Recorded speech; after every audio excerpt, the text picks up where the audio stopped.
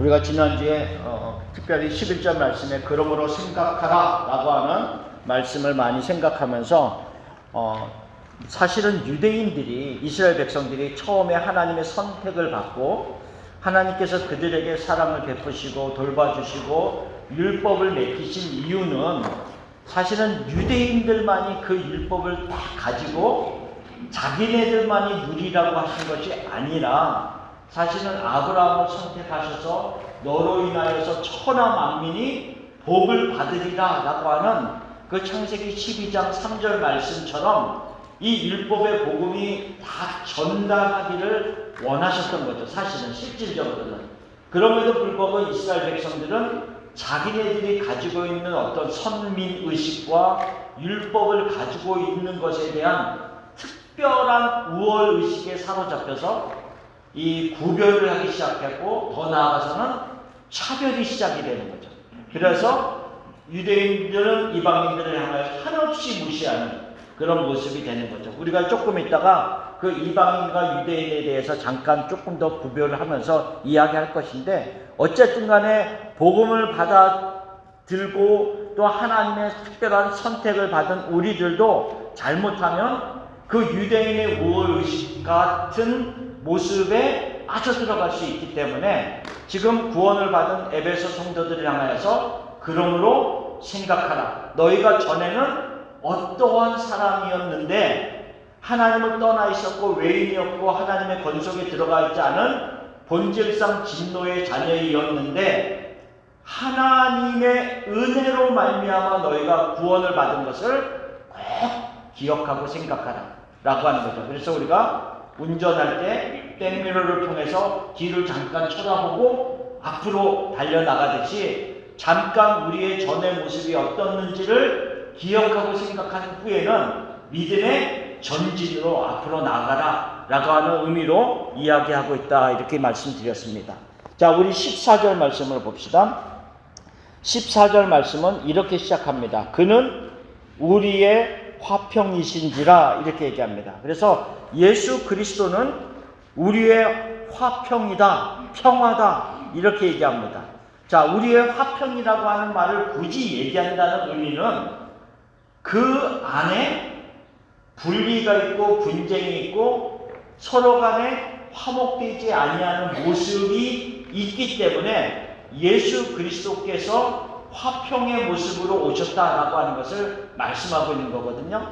근데 여기서 이제 우리가 뭘 생각해야 되냐면, 우리가 나눠드린 앞에 페이지 25페이지에 보면 무엇에 대해서 우리가 공부를 했냐면 예수 그리스도 안에서 하늘에 있는 것이나 땅에 있는 모든 것이 통일되게 하려 하신다 라고 하는 것을 공부하면서, 통일된다라고 하는 것은, 하나 된다라고 하는 것은 그 이전에 분리되어 있다는 것을 얘기했어요. 분리되어 있다. 그래서 하늘에 있는 것이나 땅에 있는 모든 것이 죄로 말미암아 분리되어 있는 모습이었어요. 어느 분리된 모습? 하나님과 인간의 분리, 죄로 말미암아. 그 다음에 인간과 인간 사이의 분리들. 그래서 죄가 들어옴으로 말미암아 아담과 하와가 전에까지만 해도 내 뼈 중에 뼈라고 살 중에 살이라고 고백하다가 금방 갈라지는 모습이 있었던 것과 같은 그런 모습들. 그리고 나서 금방 가인과 아벨의 분리, 이런 모습들이 창세기 처음부터 나옵니다. 끊임없는 전쟁들, 분쟁들이 성경의 역사에 쭉 인간의 역사 속에서도 나오듯이 그렇게 분리되는 모습이 있었고, 더 나아가서는 인간과 자연 피조물 간의 분리도 있었다라고 하는 것을 25페이지에 기록되어 있습니다. 그래서 하나님께서 모든 인간들을 위해서 만들어 놓은 피조물을 오히려 인간들이 어떻게 했죠? 하나님의 자리에 그것을 갖다 놓고 섬기는 깨어짐의 모습이 있었다. 그래서 그것이 로마서 1장에 아주 잘 설명되고 있었죠. 이런 분리들을, 모든 것의 분리들을 예수 그리스도께서 오셔서 어떻게 한다고요?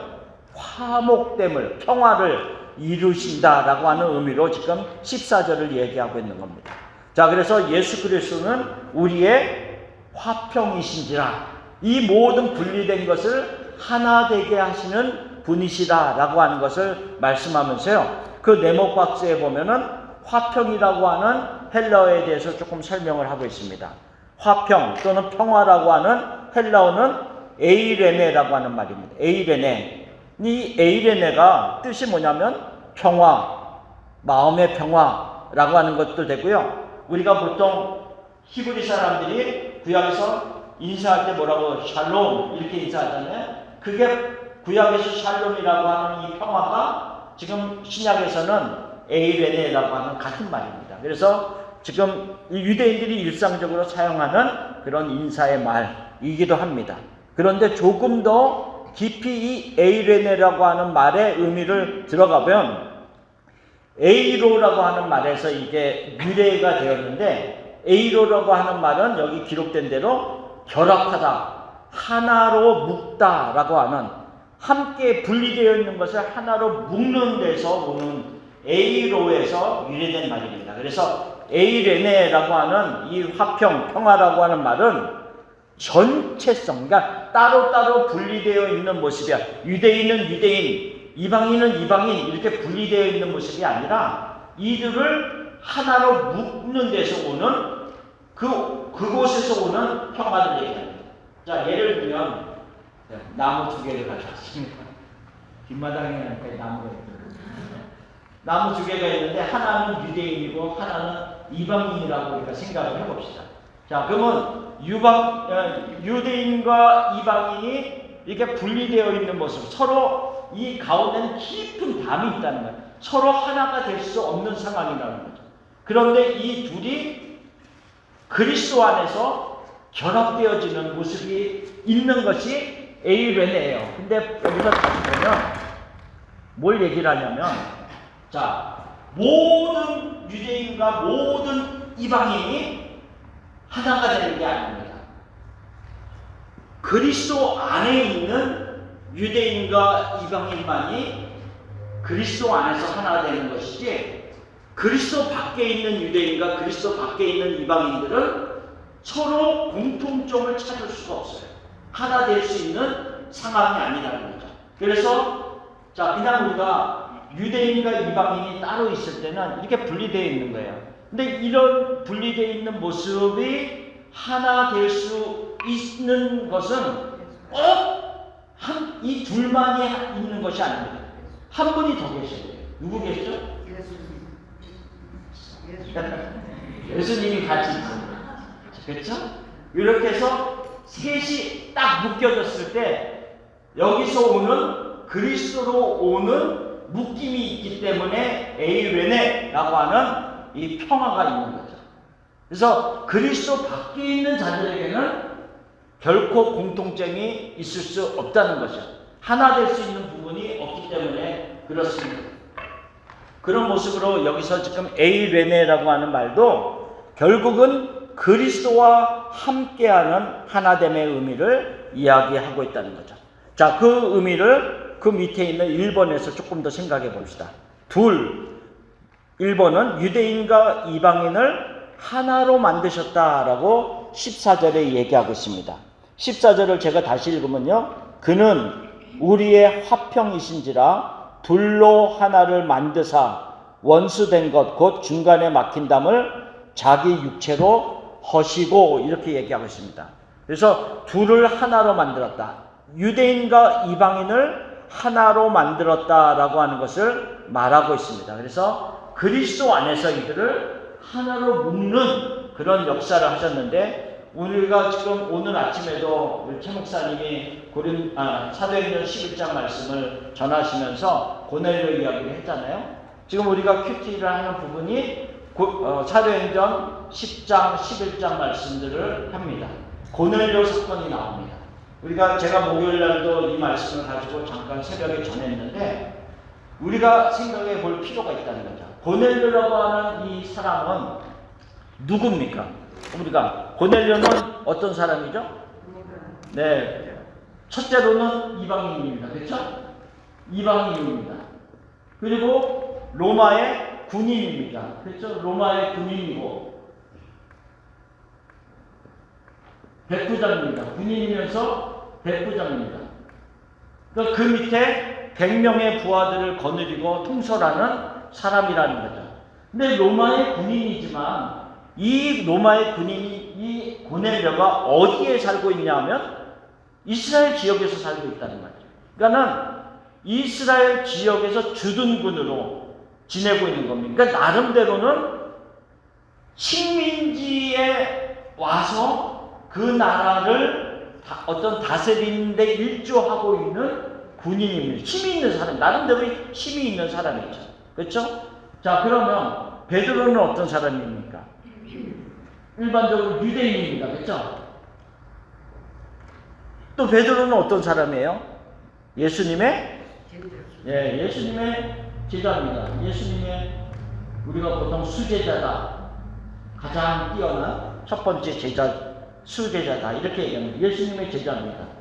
자, 그러면 요것만 가지고 보면 고넬료와 베드로는 공통점이 없어요. 섞일 수 있는 상황이 전혀 아닙니다.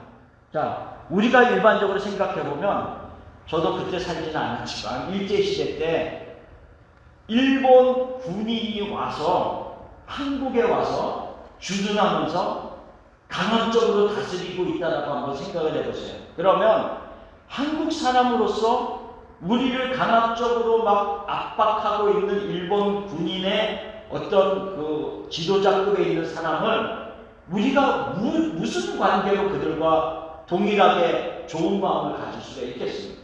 전혀 공통점이 없다는 거죠. 원수 같은 사람이죠, 사실은. 원수 같은 사람. 지금 고넬료와 베드로의 요 부분만 봤으면 전혀 합칠 수 있는 부분이 아니라는 거죠. 이런 부분만 보면 그리스도 밖에 있는 유대인과 이방인과 같은, 물론 베드로는 그리스도 밖에 있는 자는 아니었지만 한 사람은 그리스도 안에 있고 한 사람은 그리스도 밖에 있다 할지라도 전혀 화합할 수 없는 사람이었단 말이에요. 근데 고넬료가 어떤 사람이었어요? 이거 말고 어떤 사람이었어요? 10장 1절에 보면 뭐라 그랬느냐? 1장 1절에 하나님을 경외하는 사람이었어요. 이 고넬료는 하나님을 경외하는 사람. 하나님을 경외하는 사람이기 때문에 항상 구제하고 항상 기도하는 사람이에요.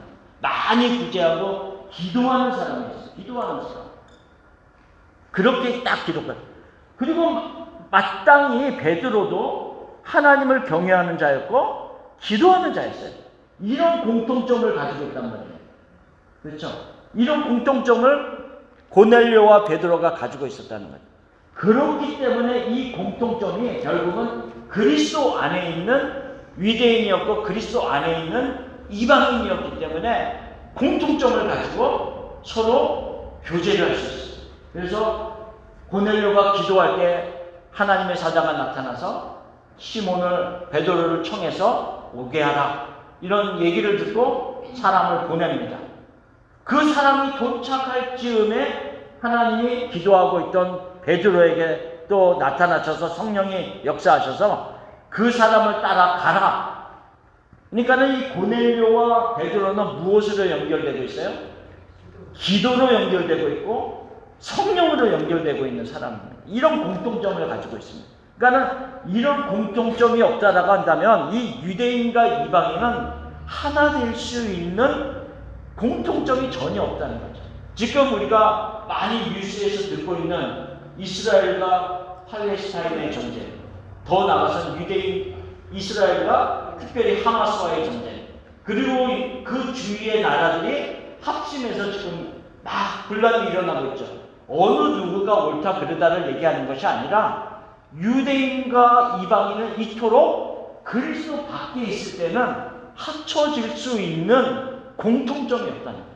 공통점이 없어요. 끊임없이 원수지간이고 전쟁할 수밖에 없는 그런 모습이다라고 하는 것을 이야기하고 있어요. 자, 요걸 얘기하면서 한 가지 그냥 언급하는 것은 제가 목요일날 말씀드린 부분인데 베드로 왜 기도로 연결되었잖아요. 그러면 우리가 뭐를 생각해 보냐? 왜 하나님은 기도로 이 두 사람을 연결시켰을까라고 하는 거예요. 왜 성령은 기도하고 있는 이 두 사람을 너는 베드로를 청해. 베드로에게는 너는 이 사람을 따라가서 고넬료에게 가서 말씀을 전해. 왜 이 두 사람을 기도로 연결시켜주고 있는가라는 그 한 가지가 뭐냐면요. 베드로에게는 유대인이기 때문에 유대인이 가지고 있는 아까 우리 최 목사님이 말씀 언급하셨던 것처럼 이 선입견, 유대인으로서 이방인을 생각하는 이 관습적인 것이 너무 가득 차 있거든요. 못 깨는 거예요. 그래서 고넬료의 집에 가서 처음 언급하는 말이 뭔지 아세요? 너도 알거니와 유대인이 이방인과 교제하는 것이 위법인 줄을 너도 알거니와 이런 말을 시작하는 거예요. 그러니까는 베드로의 마음이 그것이 가득 차 있다는 거죠. 그렇지만 위법인지는 알지만 성령이 가라 해서 내가 왔다 이렇게 얘기하고 있습니다. 그렇게 얘기하고 있어요. 그러니까는 이스라엘 유대인이지만 이 사람은 단순히 유대인이 아니라 예수님의 수제자잖아요. 그럼 초대교회의 공동체를 이끌어야 하는 지도자란 말이에요. 그 모아는 지도자 중에 한 명이지만 핵심적인 지도자입니다. 그러면 그리스도인의 공동체를 이끌어가는 그 핵심적인 지도자가 계속 이방인에 대해서 선입견에 사로잡혀서 그를 품지 못한다고 한다면 앞으로 일어날 그 초대교회 공동체 속에서 어떤 일이 일어납니까? 그러니까 하나님이 베드로에게 있는 이 선입견을 깨야지만이 가능하다. 그래서 하나님이 기록 가운데 있는 이 두 사람을 연결시켜주는 거예요. 연결시켜주는 거예요. 내가 먼저 깨어나야지 그 다음에 나와 함께 있는 자들에게도 그것이 아니다라고 얘기하셨잖아요. 그래서 오늘 본문이 그 얘기를 한 거예요. 먼저 깨어진 베드로가 그 다음에 예루살렘으로 다시 돌아왔을 때 비난을 하잖아요. 예루살렘에 있던 그 그리스도인들이, 유대인 그리스도인들이 비난을 하잖아요. 그럴 때 아니다. 자기한테 하나님에 대한 인도하심과 확신이 너무 강했기 때문에 감정적으로 반응하지 않아요. 왜? 너무 확신이 있기 때문에. 그래서 하나님이 어떻게 나에게 역사하셨고 따라갔을 때 그들에게 말씀을 전할 때 그들에게 성령이 임하셔서 우리에게 임하셨던 그 성령이 똑같이 그들에게도 임했던 것을 내가 봤다. 그랬을 때 그들의 모두가 잠잠하고 하나님께 영광을 드리게 된다. 이렇게 결론이 되어집니다. 그러니까 베드로에게 가졌던 그 어떤 이방인에 대한 선입견을 깨뜨리시는 하나님의 역사하심이 이 속에 숨겨져 있다는 거죠. 물론 당연히 고넬료도 베드로를 만남으로 말미암아 경건한 그 상태에서 머무는 것이 아니라 한 단계 업그레이드가 되죠.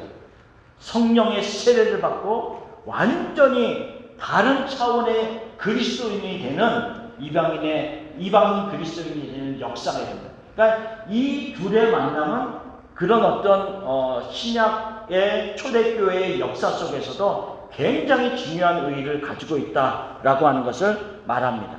보통 사람들이 그것이 세상에서나 뭐 교회에서도 얼마든지 일어날 수 있는 게 뭐냐면요.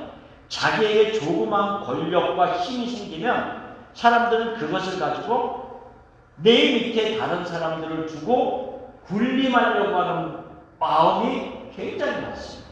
그러면 백부장이고 로마의 군인이었고 주둔 군인 이 고넬료는 그런 마음이 얼마든지 생길 수 있는 사람임에도 불구하고 베드로가 들어올 때 어떻게 해요?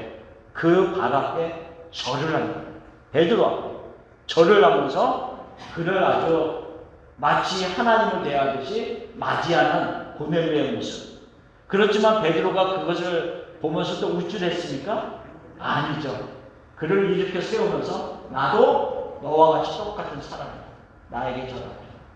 이러면서 서로 하나님을 경외하는 자의 겸손함이 그들 가운데 숨겨져 있음을 보여주고 있습니다. 어쨌든 간에 지금 이 예수 그리스도가 지금 14절에 예수 그리스도 그는 우리의 화평이신지라 라고 하는 말의 그 의미가 이 고넬료와 베드로 사이에서 이루어지고 있는 하나의 샘플을 우리에게 보여주고 있다는 거죠. 마찬가지라는 거죠.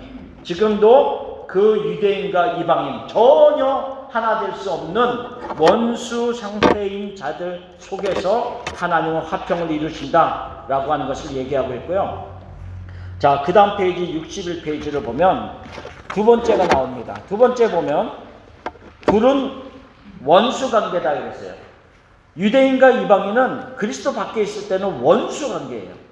예수 그리스도의 육체로 곧 십자가의 죽으심으로 그 둘 사이에 있는 막힌 담을 무너지게 하였다라고 14절에 말하고 있습니다. 그러니까 본래의 유대인과 이방인은 지금 계속 언급했듯이 하나가 될 수 있는 그런 사이가 아니라는 거죠.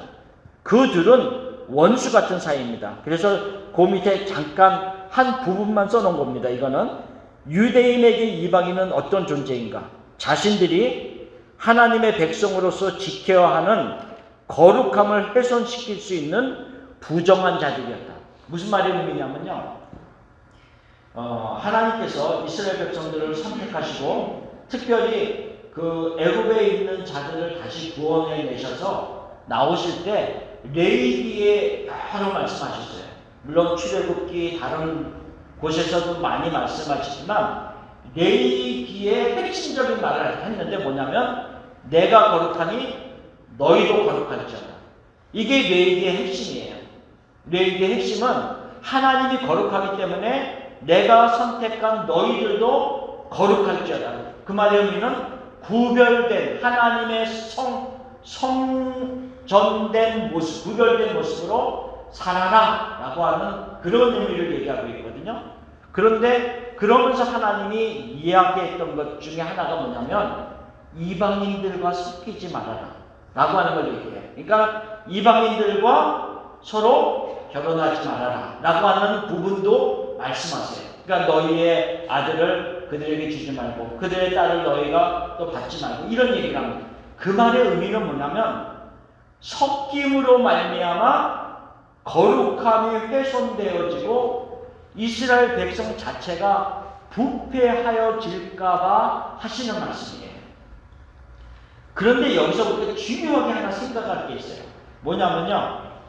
서로 섞여서 부패하지 말아라라고 하는 관점이지 유대인이 그 스스로의 거룩함을 유지하면서 하나님의 사랑을 이방인에게 전하지 말라 그런 의미가 아니라는 거예요.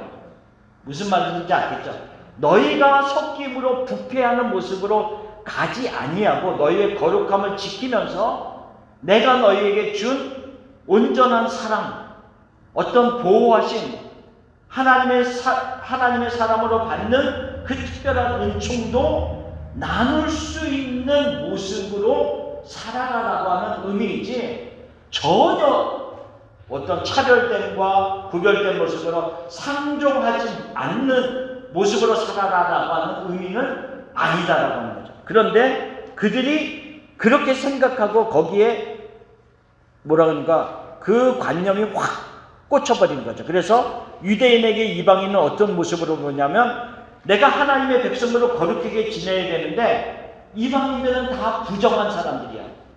그래서 이 부정한 자들하고 내가 교제하는 순간 나도 부정해지기 때문에 함께 할 수 없어. 그래서 완전히 물리치면서 그들을 적대시하고 원수처럼 취급하고 그렇게 분리된 모습으로 살아가는 모습이죠. 그러면 이방인은 유대인들을 어떻게 봤을까요? 완전히 그 고집불통,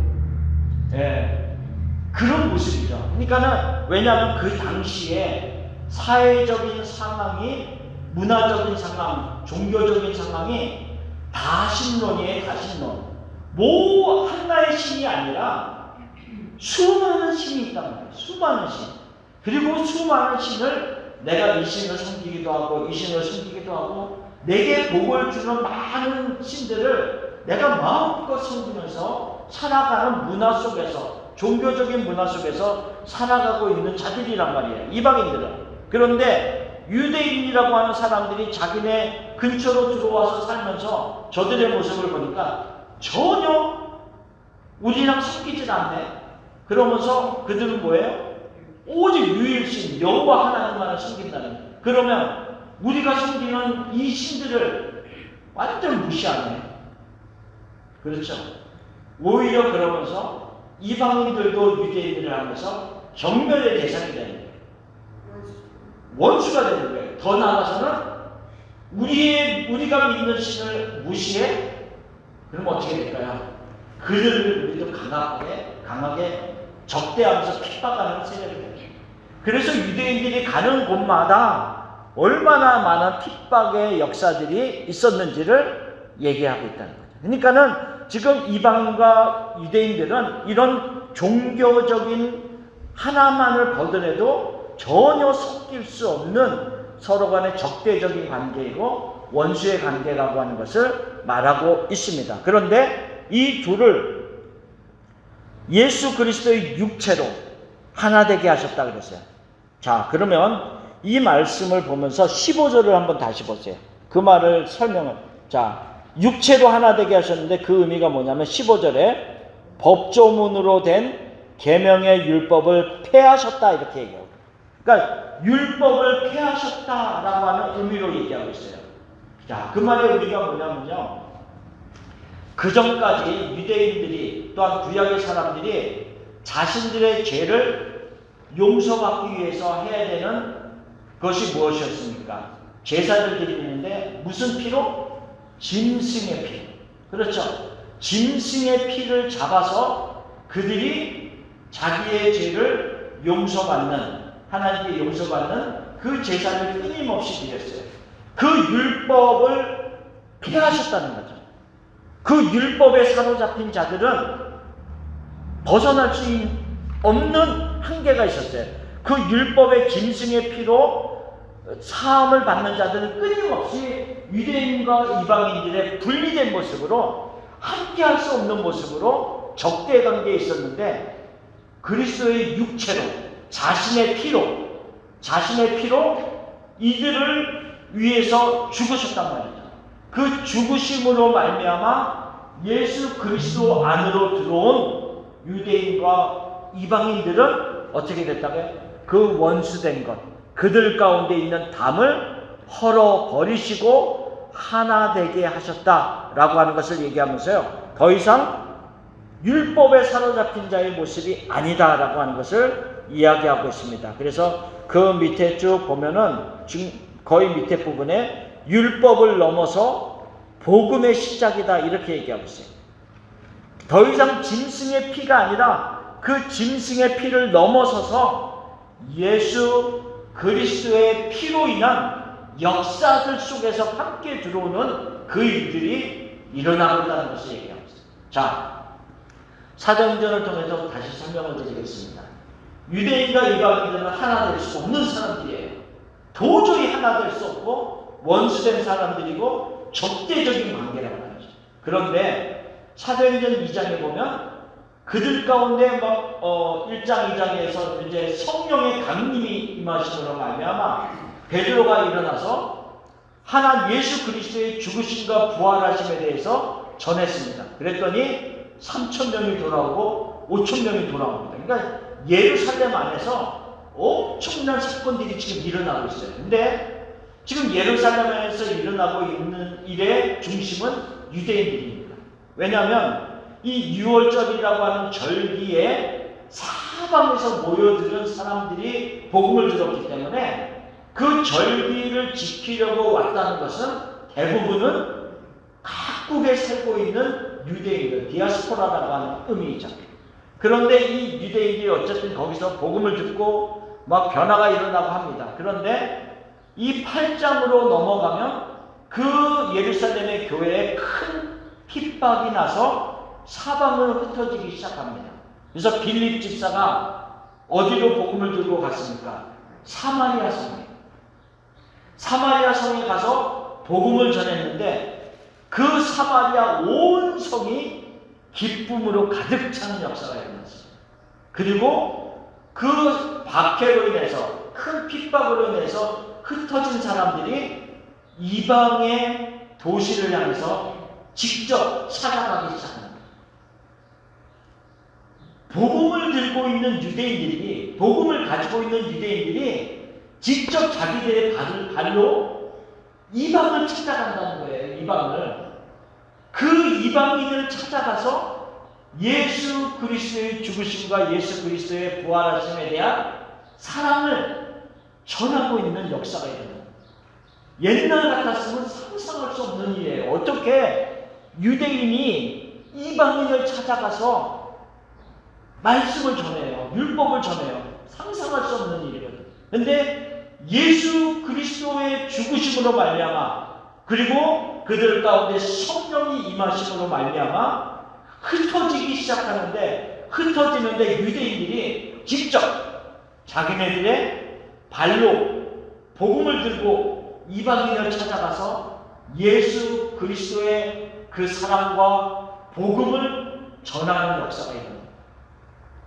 이게 지금 우리가 듣기는 그렇구나 라고 하지만, 그 시대에 있어서는 유대인들 스스로에게도, 그 복음을 듣고 있는 이방인들에게도 도저히 상상할 수 없는 일들이 일어나고 있는데, 그 이유는 그리스도 안에서 이들이 하나로 연결되어져 있기 때문에 가능한 일이다 라고 하는 것을 말씀하고 있습니다. 자, 그래서 그 61페이지 맨 밑에 보면 좀 아까 얘기했던 빌립의 역사가 지금 기록되어 있습니다. 사도행전 8장 4절에서 8절의 말씀인데, 그 말씀을 우리가 같이 한번 읽어보겠습니다. 그 흩어진 사람들이 두루 다니며 복음의 말씀을 전할새 빌립이 사마리아 성에 내려가 그리스도를 백성에게 전파하니 그 성에 큰 기쁨이 있더라.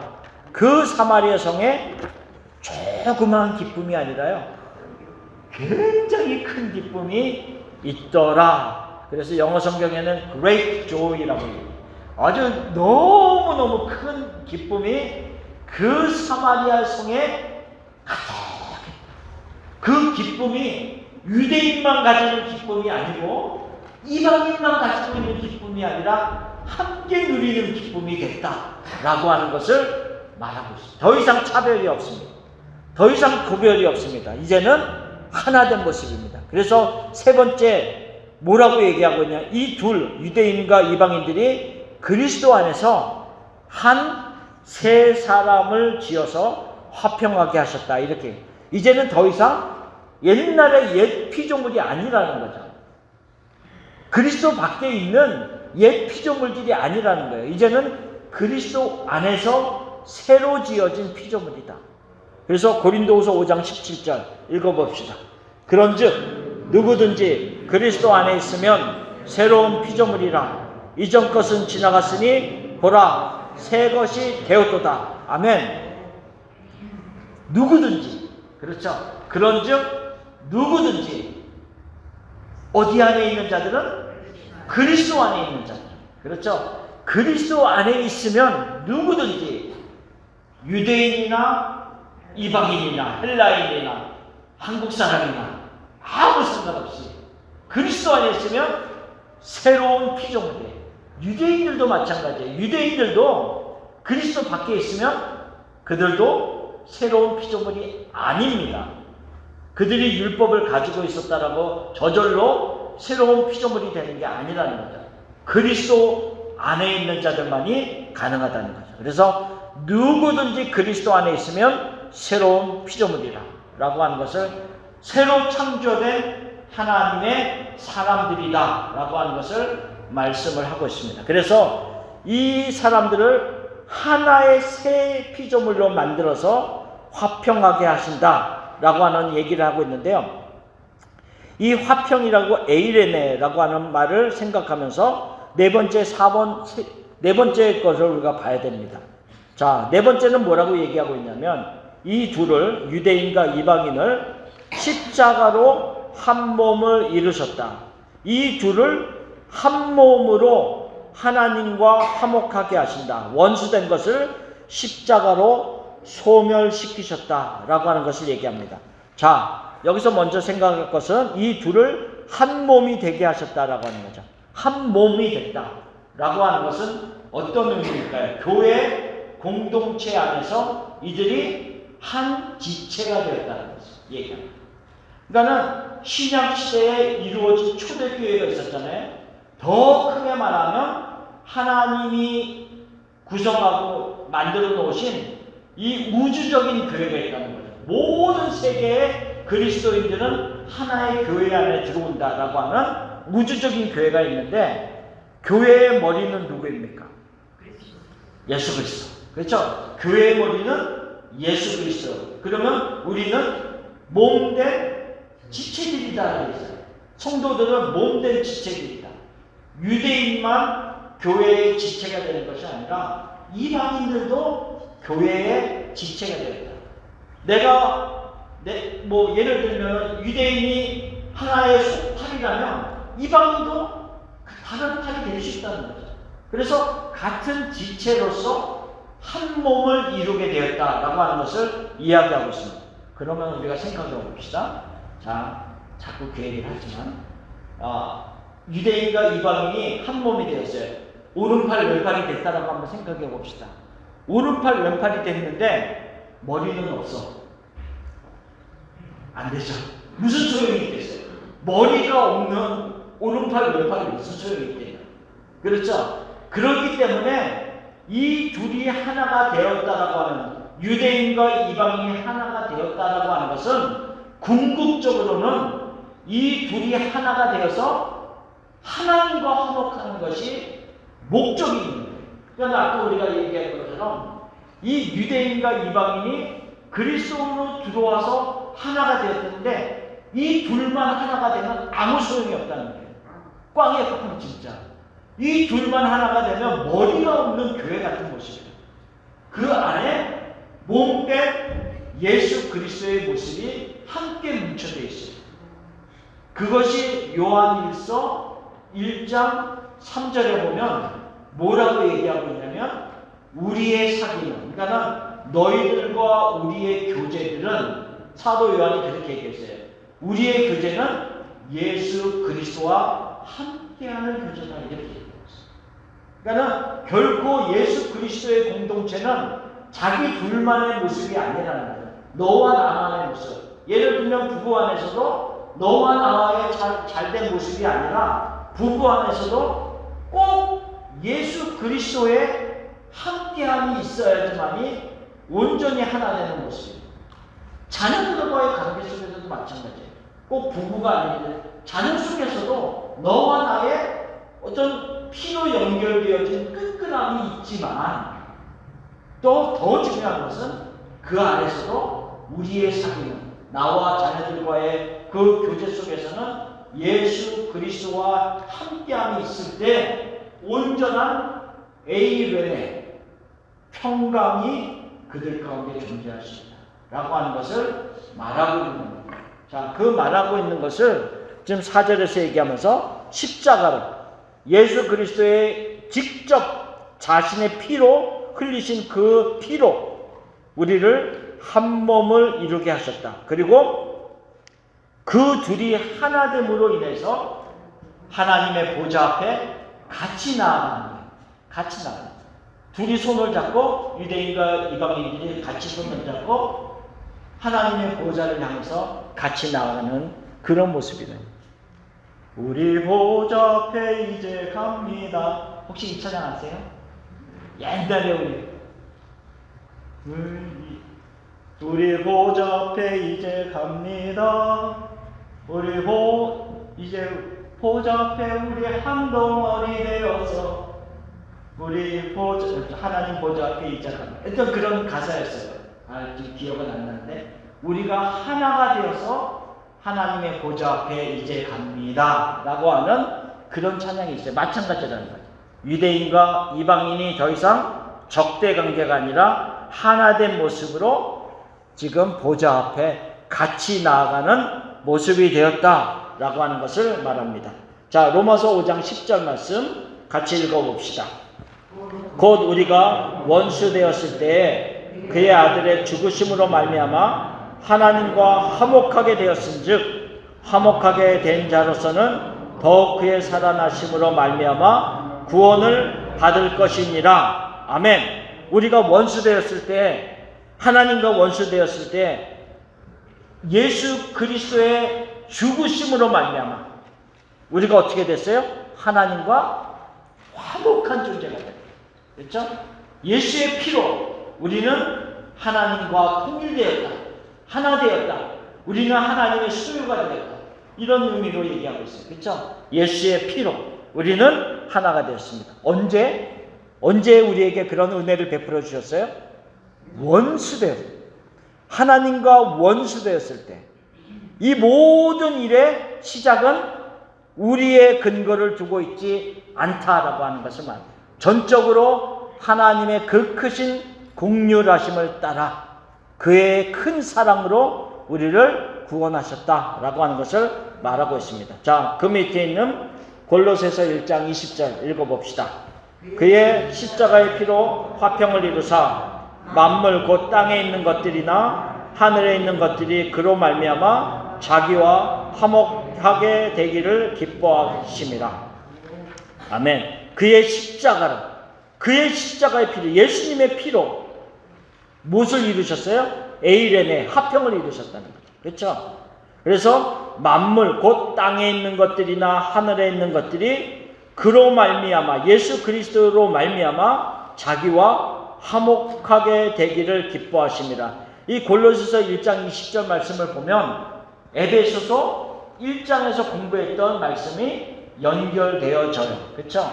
그래서 하늘에 있는 것이나 땅에 있는 모든 것이 그리스도 안에서 통일되게 하려 하십니다. 화목하게 하십니다. 그 말의 의미입니다. 예수 그리스도의 피로, 그렇죠? 자기의 육체로 그 일을 이루심을 말씀하고 있습니다. 그래서 더 이상 원수된 것이 아니라 그의 십자가로 이 원수된 것을 소멸시키셨다라고 하는 것을 말씀하고 있습니다. 자, 다섯 번째로 그 다음 페이지에 보면 우리 둘을, 그래서 유대인과 이방인을, 그래서 지금 우리가 1번부터 5번까지 계속 우리 둘 사이를 얘기하고 있어요.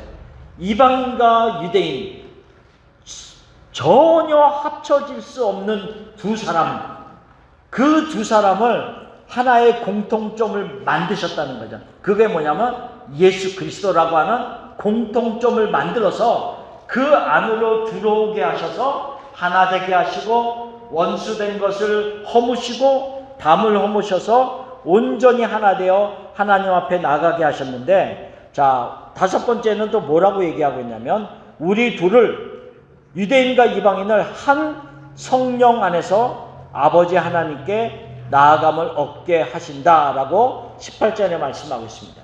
그래서 하나 되게 하시기 위해서 한번 생각해 보시죠. 자, 한번 봅시다. 여기 한 사람이 앉아있고 여기 한 사람이 앉아있다. 가정을, 여기 양쪽에 한 사람이 앉아있는데 얼마 전까지만 해도 요 두 사람이 여기에 같이 앉아서 아주 잘 지내던 사람이었어요. 근데 뭔 일로 싸웠어.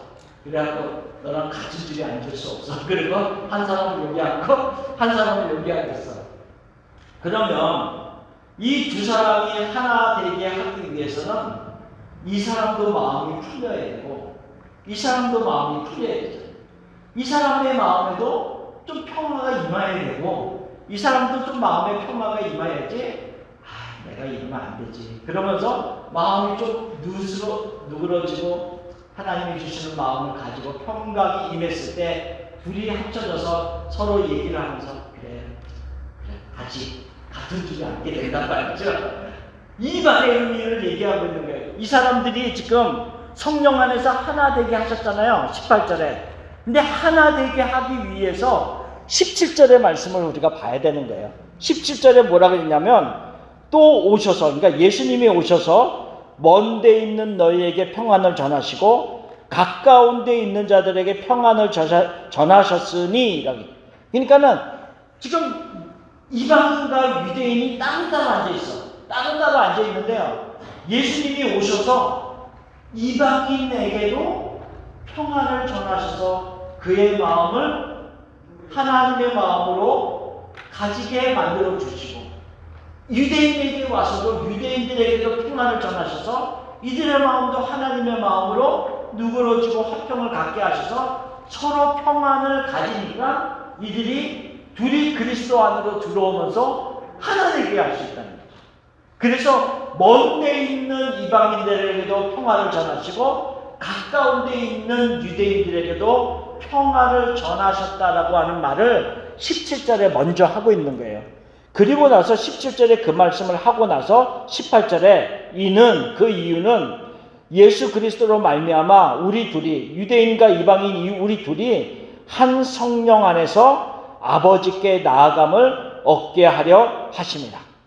자, 하나님께 나아가야 되는데 이 두 사람이 옛날까지만 해도 같은 줄에 앉아서 다정하게 지냈는데 따로 앉아서 하나님께 나아갈 수 없잖아요. 그러니까 이제는 이들에게 화평을 전하셔서 마음이 하나 되니까 이들이 한 몸을 이루어서 하나님 앞에 같이 예배하는 자로 나아갈 수 있게 만드셨는데 어디 안에서? 한 성령 안에서.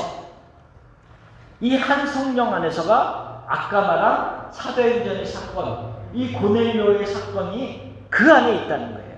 그래서 이 고넬료의 이 베드로와의 만남이 이 어떤 뭐라 그럴까 구속사적인 시점에서도 굉장히 중요한 사건이다라는 걸 얘기하고 있어요. 왜? 이 사건을 통해서 유대인이나 이방인이나 무엇을 깨닫게 되냐면 같은 성령이 이들 가운데서 역사하시는구나 라고 하는 것을 깨닫았다.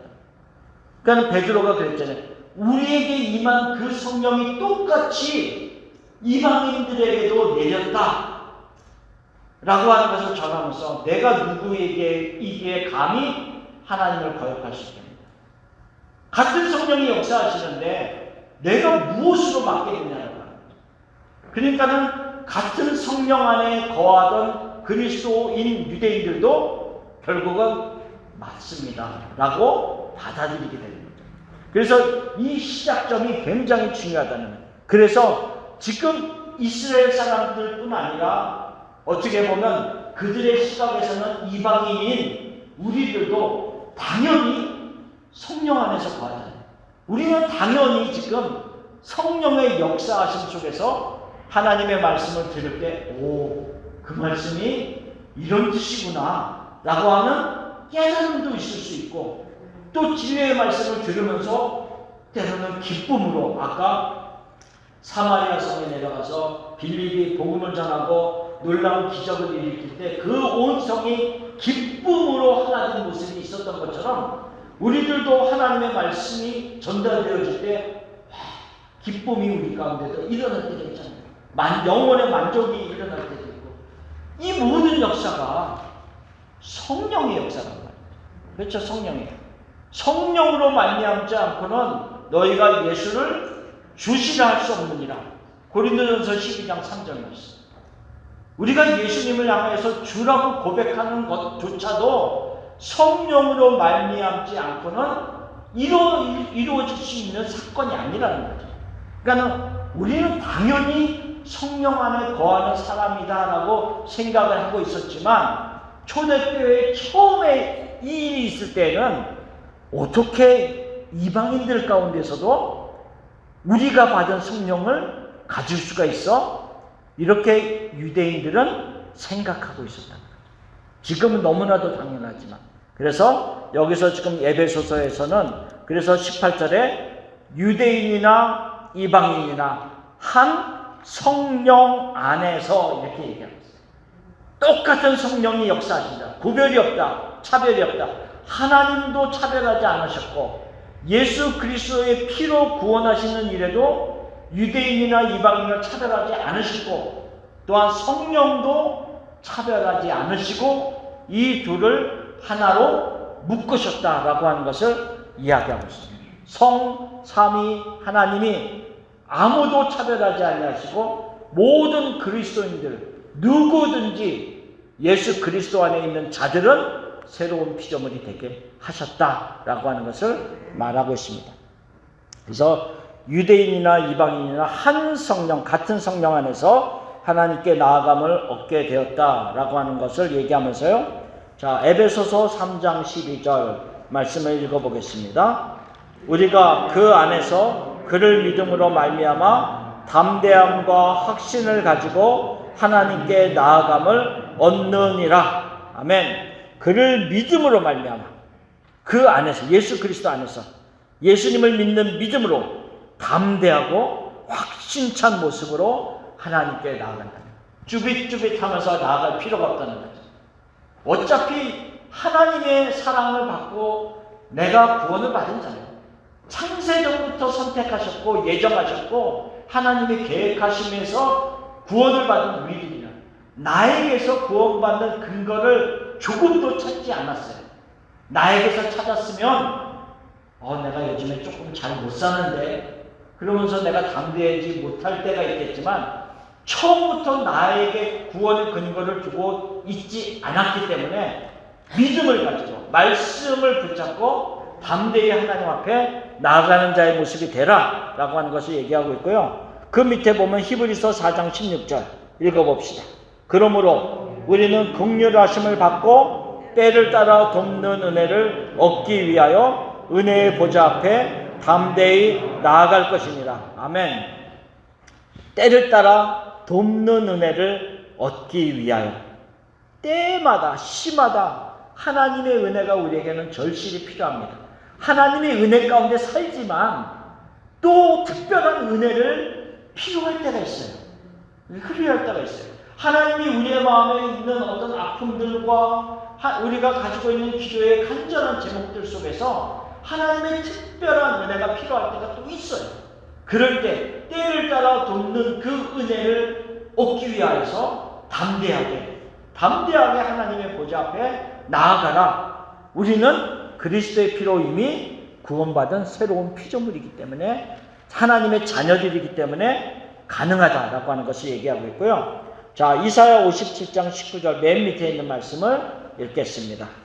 입술의 열매를 창조하는 자 여호와가 말하노라. 먼데 있는 자에게든지 가까운 데에 있는 자에게든지 평강이 있을지어다. 내가 그를 고치리라 하셨느니라. 그러니까 지금 에베소서의 말씀에 먼데 있는 자, 가까운 자 계속 반복해서 나오잖아요. 그 말에 어디에서 인용되어진 말씀이냐면 이 이사야서의 57장에 있는 말씀을 인용한 거예요. 그래서 이사야 57장에 뭐라고 얘기하면 입술의 열매를 창조하는 자 여호와가 말하노라. 그 말의 의미는 뭐냐면요, 하나님께서 우리의 믿음의 고백들을 통해서 그 믿음의 고백의 그 언어적인 일들을 통해서 열매를 맺게 하신다. 그 열매를 맺게 하시는 하나님이시다라고 하는 것을 얘기하고 있어요. 그래서 그 입술의 열매를 맺게 하시는 하나님이시기 때문에 우리 보고 뭐라고 얘기하고 있냐면 먼 데 있는 자에게든지 가까운 데 있는 자에게든지 멀리 있는 이방인이든지 가까운 데 있는 나와 같은 동족 유대인들에게든지 평강하다라고 말을 하라. 그러면 그 평강의 입술의 열매가 그들에게 혹시 이루어지지 않는다면 돌아와서 나에게 그 평강이 임하게 될 것이다 라고 하는 것을 하나님이 말씀하십니다. 그래서 먼 데 있는 이방인들, 가까운 데 있는 유대인들, 그 모든 자들에게 평강을 전하라. 그러면 뭐라 그랬어요? 마지막에 내가 그를 고치리라. 내가 그를 회복하게 하리라. 라고 하는, 회복하게 하리라. 그러니까는 멀리 있는 이방인과 유대인들이 그리스도의 피로 이 안에 들어옴으로 말미암아 전혀 하나 될 수 없는 것과 같은 그들이 그리스도 안에서 회복되어지는, 하나 되어지는, 고침을 받는 역사가 일어나게 된다라고 하는 것을 말하고 있는 겁니다. 이것이 오늘 우리가 공부한 에베소서 2장 14절에서 18절까지의 말씀입니다. 그래서 우리가 그리스도 안에 있는 자들은 이러한 역사들이 일어납니다. 그러면 우리가 그냥 한 가지 질문만 하고 마치겠습니다. 잠깐 생각하는 거예요. 왜 그러면 이미 그리스도 안에 있는 자들 안에서도 끊임없는 분쟁이 일어나요? 이런 우리가 퀘스천을 전할 수가 있어요. 그렇죠? 물론 그리스도 밖에 있는 유대인과 이방인은 원수되었고 적대적이었고 그리스도 안으로 들어오면 하나 될 수 있지만 이미 그리스도 안에 있는 교회 안에서도 우리가 분쟁이 일어날 수 있고 분리가 일어나기도 하고 그런 일이 있잖아요. 그러면 이거는 어떻게 되는 겁니까? 라고 하는 질문을 던져볼 수가 있습니다. 그렇죠? 질문만 하고 끝날 거예요. 각자 알아. 네? 아, 질문이야. 항상 우리가 네. 하나님이 주셨는데 우리가 반복적으로 머물렀다 안 머물렀다 왔다 갔다 하니까 내가 그 평강을 누리지 못할 때는 상대방이 그 사람은 평강을 누리고 있어도 내가 그 사람을 또 이렇게 고집대로 봐야되지 못하고 내가 믿기를 보지가 않아. 내가 평강을 누리고 있어도 저 상대방이 안 그러고 있을 때는 그 사람이 나를 또 삐딱하게 더군다나 둘 다 평강을 누리지 못하면 전쟁이 오잖아. 그럴 수 있죠. 그러니까 여기서 이제 우리가 먼저 질문해 볼 것은 근본적으로 유대인 그리스도 밖에 있는 유대인과 이방인의 모습은 아니다라고 하는 거예요. 근본적으로는 다른 차원이에요. 그리스도 안에 있지만 끊임없이 우리 가운데서는 죄성이 있기 때문에 끊임없는 죄와의 싸움이 우리 안에 있습니다. 그래서 우리가 구원을 이루라라고 하는 구원에 대한 공부를 할 때 그 밑에 쭉 가면 영화 바로 전에 뭐가 있었죠? 성화의 모습이 있었어요. 그러니까는 구원을 우리가 본어게인 받는 구원의 시작점부터 구원의 완성점까지 계속 성화의 과정을 지나가고 있어요. 죽을 때까지. 그 성화의 과정이라는 것은 결국 뭐냐면 그리스도의 밖에 갔다가 그리스도 안으로 들어왔다 이런 모습이 아니라 그리스도 안에 있지만 끊임없이 우리 가운데서 강하게 우리를 주장하려고 하는 죄와 피 흘리기까지 싸우는 그런 모습들이 우리 안에 있다는 거죠. 그래서 때로는 우리 가운데 분리가 일어날 수 있고 때로는 우리 가운데 분쟁이 일어날 수 있지만 그러나 그리스도 안에서 하나님이 하시는 말씀과 하나님이 주시는 사랑을 자꾸 말씀을 생각하면서 다시 제자리로 돌아오려고 하는 마음이 우리 안에서 일어나고 있다. 만약에 그런 마음조차 전혀 없는 사람들이라고 한다면 심각하게 내가 그리스도 안에 있는 사람인가를 생각해 볼 필요는 있습니다. 그러나 우리 안에는 전혀 근본적인 분리는 아니다라고 하는 것을 얘기합니다. 성화의 과정 속에서 끊임없이 예수님을 닮아가고자 하는 모습들, 나의 어떤 육체적인 감정과 싸우는 믿음의 결단의 모습들이 내 안에서는 끊임없이 일어난다. 그래서 그 일어나고 있는 것은 어떻게 보면 당연하다. 살아있는 거예요. 그렇죠. 당연한 모습이지만 그 당연함 속에서 끊임없이 하나님이 기뻐하시는 것을 선택하고자 하는 그 믿음의 결단들이 우리에게 필요하다. 그런 모습입니다. 그래서 어쨌든 에베소서 2장 우리가 18절까지 공부했고요. 다음에 모일 때는 19절 이하의 모습을 공부하면서 1, 2장을 전체 복습하면서 공부할 겁니다. 그래서 이번 학기는 오늘로 마치고 가을에 우리가 다시 만나서 에베소서의 남은 부분들을 공부하도록 하겠습니다. 그동안 수고 많으셨습니다. 감사합니다. 기도하고 마치겠습니다. 좋으신 아버지 하나님 감사합니다. 유대인의 시각에서는 우리도 이방인이었지만 이방인인 우리들에게 복음을 전하여 주시고 같은 성령 안에서 예수님을 믿게 하여 주시고 예수의 피로 우리를 구원하여 주신 것 감사합니다. 하나님, 이 구원의 시작점에서 구원의 완성점까지 성령께서, 성삼위 하나님께서 우리와 함께 하시면서 온전히 구원을 이루실 줄을 믿고 감사를 드립니다. 각자의 삶 속에서 하나님이 역사하여 주시고 하나님, 끊임없이 일어나는 많은 죄악된 이 세상을 살아가고 있지만 또한 제약된 모습들이 우리 안에서 나타난다 할지라도 하나님 안에서 주님이 기뻐하시는 것을 선택하면서 믿음의 길을 끝까지 달려갈 수 있는 우리 모두가 되게 하옵소서. 하나님께 온전한 영광을 돌려보냅니다. 예수님의 이름으로 기도합니다. 아멘. 감사합니다. 네.